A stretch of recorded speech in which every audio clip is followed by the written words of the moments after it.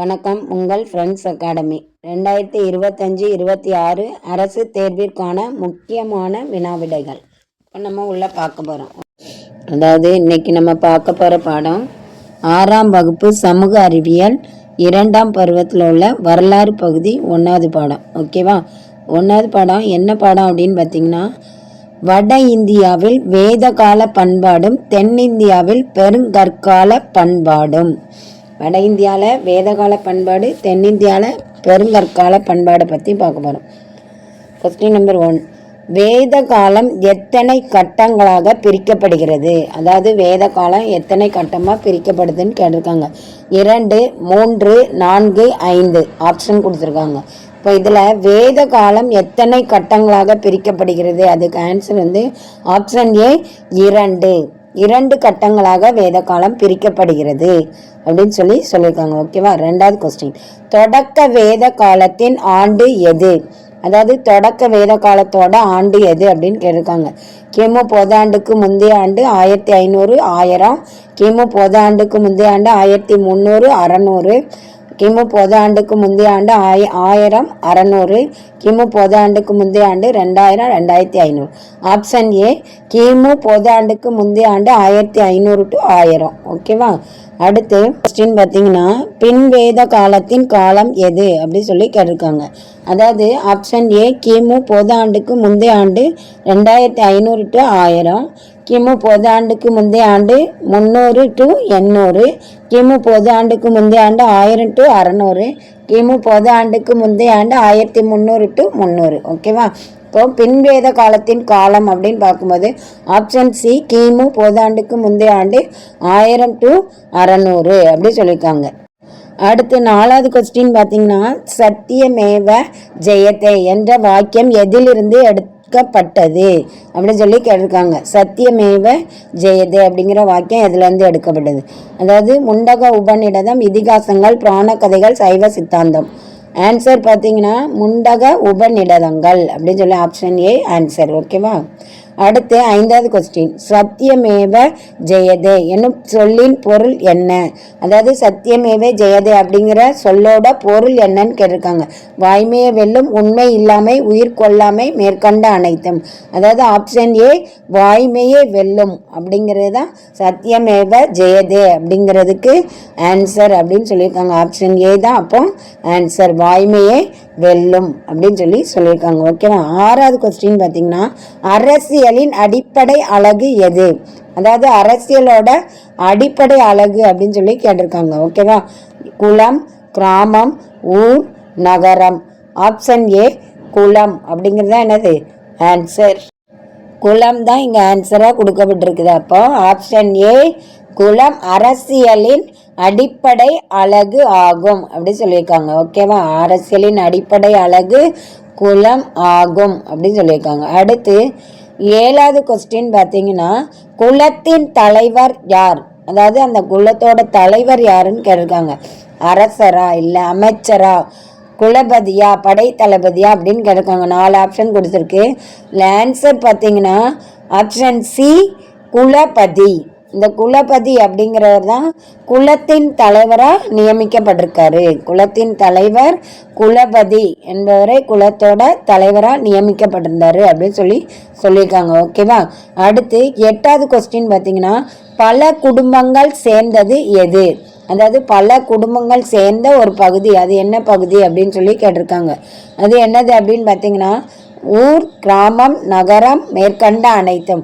பல குடும்பங்கள் சேர்ந்தது அப்படின்னு பார்த்தீங்கன்னா, அந்த காலத்துல குடும்பமாக இருக்கிறது கிராம பகுதிகளில் தான் இருப்பான். அப்போ இங்கே ஆன்சர் என்ன கொடுத்துருப்பாங்க? ஆப்ஷன் பி கிராமம் அப்படி சொல்லியிருக்காங்க. ஓகேவா? ஆப்ஷன் பி கிராமம் தான் பல குடும்பங்கள் சேர்ந்த அமைப்பாக இருந்திருக்கு. அடுத்து 9வது கொஸ்டின், கிராமத்தின் தலைவர் யார்? அதாவது கிராமத்தோட தலைவர் யாருன்னு கேட்டிருக்காங்க. அமைச்சர், கிராமணி, அரசன், மேற்கண்ட அனைவரும். அமைச்சர், கிராமணி, அரசன், மேற்கண்ட அனைவரும். ஓகேவா? அதாவது இதில் யார் கிராமத்தோட தலைவராக நியமிக்கப்பட்டிருந்தாங்க அப்படின்னு கேட்டிருக்காங்க. ஆப்ஷன் பி கிராமணி அப்படிங்கிறது தான் என்னது கிராமத்தோட தலைவராக நியமிக்கப்பட்டிருந்தார் அப்படின்னு சொல்லப்பட்டிருக்கு. ஓகேவா? 9வது கொஸ்டின் ஆப்ஷன் பி தான் ஆன்சர். அடுத்து 10வது கொஸ்டின், பல கிராமங்களை கொண்ட தொகுப்பு எது? அதாவது பல கிராமங்களை கொண்ட தொகுப்பு அப்படின்னு பார்த்தீங்கன்னா 4 தொகுப்பு கொடுத்துருக்கு. விஸ், குளம், கிராமம், நகரம், மாநகரம். இதில் பல கிராமங்களை கொண்ட தொகுப்பு எது அப்படின்னு சொல்லி கொஸ்டின் கேட்டிருக்காங்க. அந்த கொஸ்டினுக்கு ஆன்சர் பார்த்தீங்கன்னா பல கிராமங்களை கொண்ட தொகுப்பு ஆப்ஷன் ஏ விஸ் குளம் அப்படிங்கிறது தான் என்னது பல கிராமங்களை கொண்ட தொகுப்பு ஆகும் அப்படின்னு சொல்லியிருக்காங்க. விஸ் குளம் ஆப்ஷன் ஏ தான் ஆன்சராக இங்கே தரப்பட்டிருக்கு. ஓகேவா. அடுத்து 11வது கொஸ்டின் பார்த்தீங்கன்னா என்ன கொடுத்துருக்கு அப்படின்னு பார்த்தீங்கன்னா பல கிராமங்களை கொண்ட தொகுப்பின் தலைவர் யார்? பல கிராமங்களை கொண்ட தொகுப்பின் தலைவர் யார்? வசையபதி, குளம், அரசன், அமைச்சர். அதாவது 4 ஆப்ஷன் கொடுத்துருக்காங்க. பல கிராமங்களை கொண்ட தொகுப்பின் தலைவர் அப்படின்னு பார்த்தீங்கன்னா யாரெல்லாம் அப்படின்னு பார்த்தீங்கன்னா ஆப்ஷன் ஏ வசையபதி அப்படிங்கிறது தான் என்னது பல கிராமங்களை கொண்ட தொகுப்பின் தலைவராக நியமிக்கப்பட்டிருந்திருக்காரு. வசையபதி அப்படிங்கிறது தான் தலைவராக இருந்திருக்காரு. அடுத்து 12வது கொஸ்டின் ஜனா இனக்குழு. ஜனானா இனக்குழு. அந்த இனக்குழுவின் தலைவர் யார் அப்படின்னு சொல்லி கேட்டிருக்காங்க.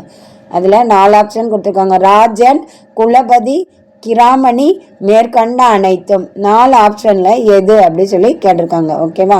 அதாவது ஜனா அப்படிங்கிறதுக்கு தலைவர் யாரு அப்படின்னு கேட்டிருக்காங்க. ஜனா அப்படின்னா ராஜன் அப்படின்னு கொடுத்துருக்காங்க ஆன்சர். ஆப்ஷன் ஏ ராஜன் அப்படிங்கிறது என்னது ஆன்சர். ஜனா இனக்குழுவின் தலைவர் அப்படின்னு சொல்லியிருக்காங்க. அடுத்து பார்த்தீங்கன்னா 13வது கொஸ்டின் ராஜன் எவ்வாறு அழைக்கப்பட்டார்? அதாவது ராஜன் அப்படிங்கிற அந்த தலைவர் எவ்வாறு அழைக்கப்படுறாரு அப்படின்னு சொல்லி கேட்டிருக்காங்க. ஃபர்ஸ்ட்டு ஜனசிய கோபா, கிராமணி, குலபதி, விஷ் அப்படின்னு 4 ஆப்ஷன் கொடுத்துருக்காங்க. இந்த ராஜன் அப்படிங்கிறவர் எப்படி அழைக்கப்பட்டாரு அப்படின்னு பார்த்தீங்கன்னா ஆப்ஷன் ஏ ஜனசிய கோபா அப்படிங்கிறது என்னது answer. Janasya Gopa option A தான் ராஜன் அப்படிங்கிற அழைக்கப்பட்டாரு அப்படின்னு சொல்லியிருக்காங்க. ஜனசிய கோபான்னு அழைக்கப்பட்டாருன்னு சொல்லியிருக்காங்க. 14வது கொஸ்டின் ஜனசிய கோபா எவ்வாறு அழைக்கப்பட்டார்? அதாவது அந்த ஜனசிய கோபா எவ்வாறு அழைக்கப்பட்டார் அப்படின்னு சொல்லி கேட்டிருக்காங்க. ராஜன் எவ்வாறு அழைக்கப்பட்டார், அந்த ஜனசிய கோபா எவ்வாறு அழைக்கப்பட்டார் கொஸ்டின் நல்லா நோட் பண்ணிக்கிறேன். இன்டைரக்டாக கேட்டிருக்காங்க. அப்போ ஊர்காவலன், நாட்டை காப்பவன், மக்களின் பாதுகாவலன், மேற்கண்ட அனைத்தும் அப்படின்னு ஆப்ஷன் கொடுத்துருக்காங்க. இதில் ஜனசிய கோபா அப்படிங்கிறவர் ஆப்ஷன் சி மக்களின் பாதுகாவலன் அப்படின்னு சொல்லி அழைக்கப்பட்டிருக்காரு. ஓகேவா. ஜனசிய கோபானா மக்களின் பாதுகாவலன் அப்படின்னு சொல்லியிருக்காங்க. அடுத்து 15வது கொஸ்டின் ரிக் வேத காலத்தில் பல இனக்குழு அரசுகள் இருந்தன. அவை யாவை? பரதர், மத்சயர், புரு, மேற்கண்ட அனைத்தும். அதாவது 4 ஆப்ஷன் கொடுத்துருக்காங்க. ரிக் வேத காலத்தில் பல இனக்குழு அரசுகள் இருந்தன. அது என்னது அப்படின்னு கேட்டிருக்காங்க. பரதர், மத்சயர், புரு, மேற்கண்ட அனைத்தும் அப்படிங்கிறது ஆப்ஷன் டி தான் ஆன்சராக கொடுத்துருக்காங்க. ஓகேவா. 16வது கொஸ்டின் தனது இனக்குழுவை பாதுகாப்பது யாரின் முக்கிய பொறுப்பு? தன்னோட இனக்குழுவை பாதுகாப்பது யாரோட முக்கிய பொறுப்பு அப்படின்னு சொல்லி கேட்டிருக்காங்க. ராஜன், குலபதி, கிராமணி, வசையபதி அப்படின்னு சொல்லியிருக்காங்க. 4 ஆப்ஷன் கொடுத்துருக்காங்க. அதில் தனது இனக்குழுவை பாதுகாப்பதே யாரோட பொறுப்பு அப்படின்னு சொல்லி கேட்டிருக்காங்க. Option A Rajan. ராஜன் தான் தன்னோட இனக்குழுவை பாதுகாப்பதில் முக்கிய பொறுப்பு வகிக்கிறாரு அப்படின்னு சொல்லியிருக்காங்க. அடுத்து 17வது கொஸ்டின் பார்த்தீங்கன்னா இனக்குழு மன்றங்கள் எந்தெந்த அமைப்பால் கட்டுப்படுத்தப்பட்டது? அதாவது இனக்குழு மன்றங்கள் எந்தெந்த அமைப்பால் கட்டுப்படுத்தப்பட்டதுன்னு கேட்டிருக்காங்க. விதாதா, சபா, சமிதி, கனா அப்படின்னு ஒரு 4 அமைப்பு கொடுத்துருக்காங்க. மேற்கண்ட அனைத்தும் அப்படின்னு சொல்லி 5வது ஆன்சர் கொடுத்துருக்காங்க. இப்போ இந்த இனக்குழு மன்றங்கள் எந்தெந்த அமைப்பால் அப்படிங்கும்போதே இந்த 4 அமைப்புமே அதில் அடங்கும். ஓகேவா. அப்போ ஆப்ஷன் இ மேற்கண்ட அனைத்தும் அப்படிங்கிறது தான் இனக்குழு மன்றங்கள் இந்த 4 அமைப்பால் கட்டுப்படுத்தப்படுகிறது அப்படின்னு சொல்லியிருக்காங்க. மேற்கண்ட அனைத்தும் தான் ஆன்சர். ஓகேவா. அடுத்து 18வது கொஸ்டின் இன பொதுக்குழுவின் மிக பழமையானது எது? அதாவது இந்த இன பொதுக்குழுவோட மிக பழமையானது எது அப்படின்னு சொல்லி கேட்டிருக்காங்க.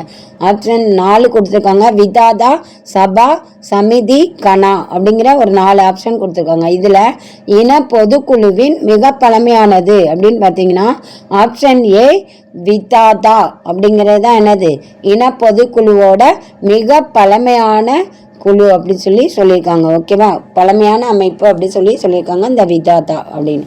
அடுத்து 19வது கொஸ்டின், அரசியல், பொருளாதாரம், இராணுவம் தொடர்பான விஷயங்களில் அரசனுக்கு உதவி செய்வது யார் அப்படின்னு கேட்டிருக்காங்க.